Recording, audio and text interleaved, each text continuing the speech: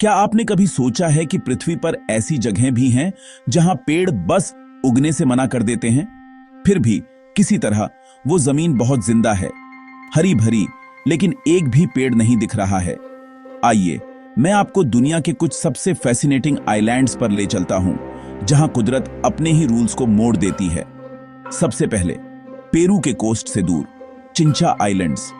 हजारों सालों से ये पत्थरीले आइलैंड्स लाखों समुद्री पक्षियों का घर रहे हैं। उनकी बीट, जिसे गुआनो कहते हैं, ने जमीन को दुनिया की सबसे फर्टाइल मिट्टी में बदल दिया है।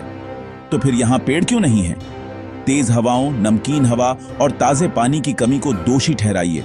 ये सभी कंडीशंस पेड़ों को बढ़ने से रोकती हैं। लेकिन एल्गी और छोटे पौधे, वे यहां बहुत अच्छी तरह से फलते फूलते हैं।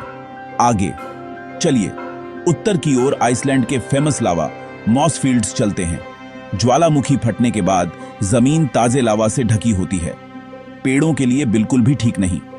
पेड़ों की जड़ें चट्टान को पकड़ नहीं पाती, लेकिन मॉस बीच में आ जाता है, जो नई मिट्टी की पहली लेयर बनाता है। साइंटिस्ट्स कहते हैं कि यह मामूली हरियाली फ्यूचर इकोसिस्टम्स के लिए ग्राउंड वर्क तैयार कर रही है।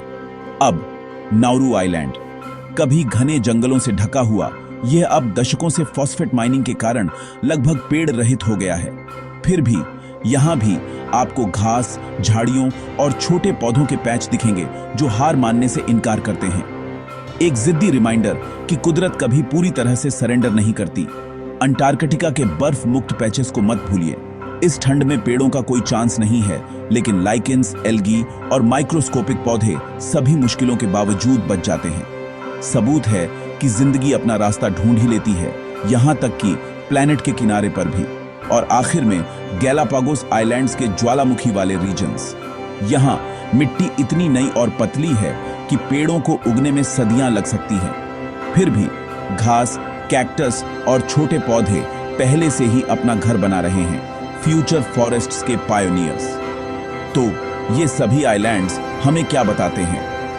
पेड़ ही जिंदगी का इकलौता संकेत नहीं है। जहां वे उग नहीं सकते, वहां भी कुदरत सांस लेती रहती है, चुपचाप, जिद्दी तरीके से, हमेशा एक रास्ता ढूंढते हुए।